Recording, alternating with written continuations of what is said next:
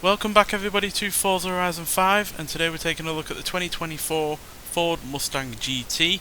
So this is the 7th generation of the Mustang, and production started in May 2023 for sales starting in 2024.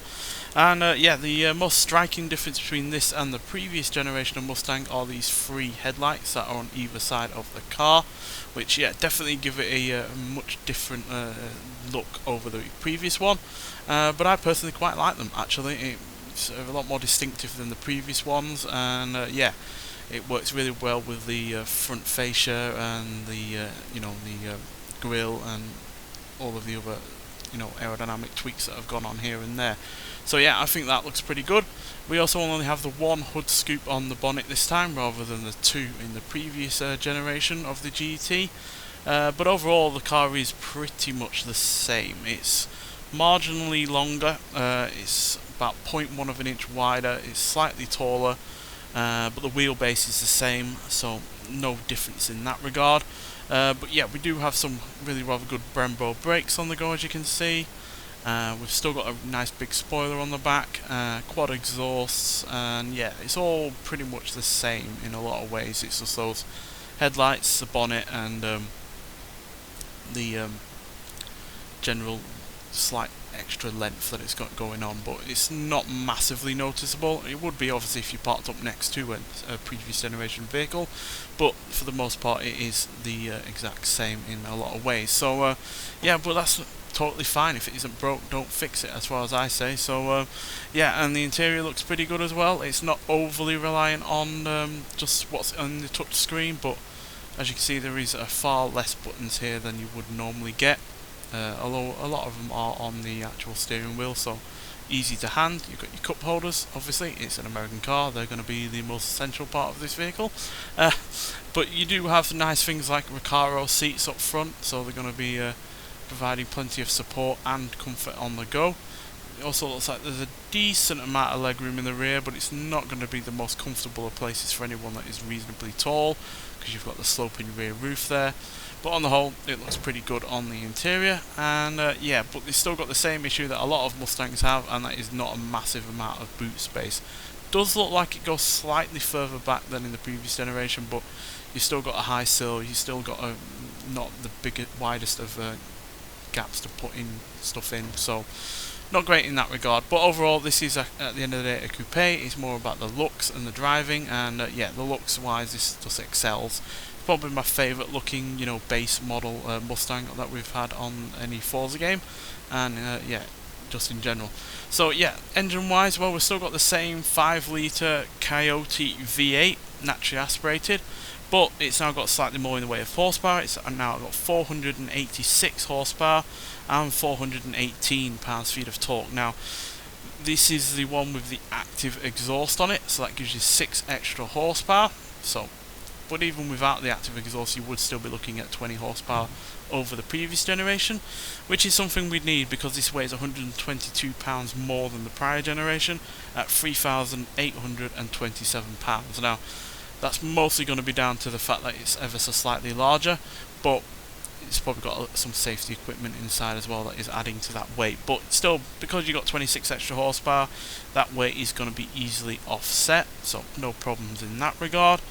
And yeah, it gets that extra power from a dual air intake and dual throttle bodies, so it's not had major changes over the previous generation, although weirdly the torque is apparently slightly less in this version than the prior generation. It's between 5 and 2 and 5 pounds-feet of torque less than the previous generation, so I'm not entirely sure why. Maybe they just prefer the extra power over the torque, but just seems a little bit weird. And the rev line has also changed as well. It's now down to 7,250 rather than 7,500 in the previous generation, so it's not quite as high revving, but to be honest, I like my V8s that are a bit lower revving than high revving, but this still is by no means a low revving engine. It's by no means the likes of the prior generations from the early 2000s, which would struggle to get past 7,000, so yeah, it has that on the go for it. But crucially, it's the way it looks, and I think it looks pretty great, to be honest. Really going to look forward to seeing what the Shelby versions maybe look like, if they're going to come out of any of those, like GT350, GT500. but I'm sure they'll do a good job of it regardless. So yeah, nonetheless, let's get out onto the open road and see what this car can do. So being a muscle car, obviously the drag strip is where it's most at home, but that's slightly less the case for these generations, the last couple of generations at the very least, where handling has also become a big priority. So yeah, but nonetheless, let's see what this car can do before we hit the speed camera, and then we'll yeah, get it around the track. So yeah, it's got a nice 6-speed manual gearbox. You can get a 10-speed automatic, but I feel like that would be a little bit too many gears for this kind of car with, at the end of the day, not even 500 horsepower. There is a more powerful 500 horsepower version of this, but we obviously don't have that on the game, so can't really talk about that too much. But yeah, still 130 before we hit the speed camera there, which is pretty good. And yeah, handling wise, it doesn't really feel like it's got that extra a bit of weight on the go. Obviously the previous generation wasn't a lightweight either, but yeah, even with the extra 122 pounds, it doesn't feel its weight all that much at all. And yeah, it's really rather quite sharp in a lot of ways, which is really nice to see. I've always been a big fan of the Chevrolet Camaros, and that's because, unlike, you know, Mustangs prior to this generation, I say the 5th generation thereabouts, they weren't the best handling cars, and especially in comparison to the Dodge Challengers, the Camaros have always been good handling vehicles no matter what. But this is still a pretty good handling vehicle as well, as you can see by the stats. But compared to the previous generation, as you can see, 5.5 handling for the previous generation, 4.4 braking. So the braking is the same despite the additional amount of weight, but the handling is apparently slightly worse. Now, I tested this out just to make sure that was the case or wasn't the case.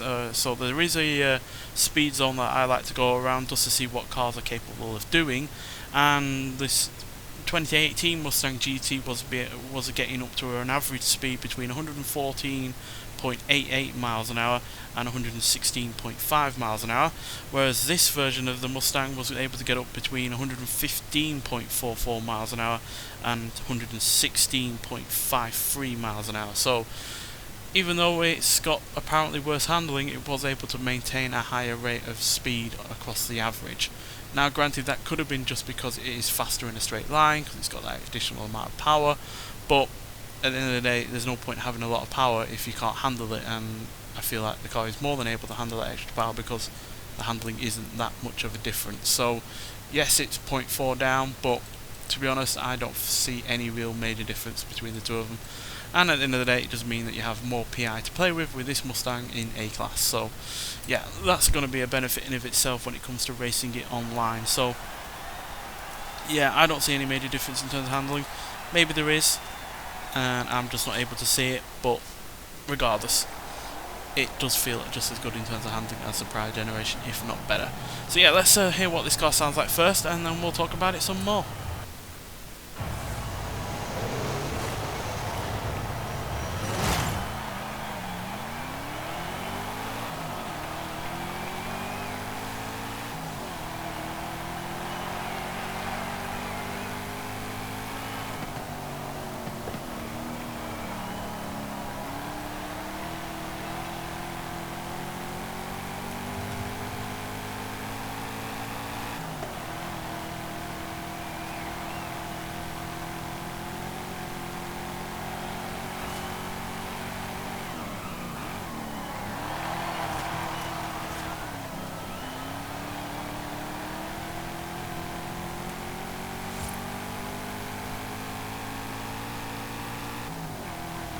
So yeah, I think it sounds absolutely great. I think it sounds a little bit better than the previous generation.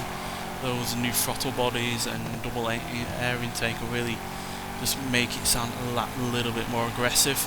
Yes, it doesn't have as high a rev line, but 250 RPM really isn't that much at the end of the day. And yeah, like I said, the handling is pretty good as well. I do still think like an older Camaro SS, you know, base version of the Camaro, is a better handling car still. I just think they really got the balance really nice. But at the end of the day, they're not making them anymore, as far as I know. So yeah, you can't exactly compare that with that anymore. Yeah, I think the Challenger has also gone by the wayside as well, but they never handled great anyway. They were always far too heavy and far too, unresponsive for the most part. That's why they had to make up for it with massive amounts of power. But yeah, this is also really rather good in terms of acceleration as well. 0 to 60 in 4.2 seconds, 0 to 100 in 9.5 seconds, and it'll go into a top speed of 185 miles an hour. So practically the same in terms of top speed, but in comparison to the 6th generation. But it's 0.1 of a second quicker to 60 and 0.2 seconds of a second quicker to 100. So despite that additional weight, that extra horsepower has certainly made a difference in terms of making this quicker in terms of acceleration. And like I said, at the end of the day, I don't think this is any worse in terms of handling, despite the stats saying so. Yeah, on the whole, this is all over a success. Not the most practical of vehicles, but then Mustangs never really have been. But in terms of noise and looks and handling and just general enjoyment factor in terms of driving it, this is all pretty much a 9 out of 10, if not higher. So yeah, I highly recommend trying this out, and it's free to do so because it should be in your gift inbox tab. This was part of the Horizon Race-Off, just like the Ford F-150 Raptor R was. This has also been finally unlocked in that Race-Off mode. So yeah, get out there and get it out your inbox, try it out. I'm sure you'll enjoy it. I certainly do. I'm a massive muscle car fan, but even I can say that there was some issues with previous generations of this car, let alone other generations of other vehicles that are in the same kind of class as this. But on the whole, I think they've done a stand-up job with this, especially considering they could have easily just gone electric or hybrid or turbocharged it or something, and yet they've kept it as pure as possible, and it's all the better for it. So yeah, nonetheless, thank you for watching, and I'll see you in the next one. Bye.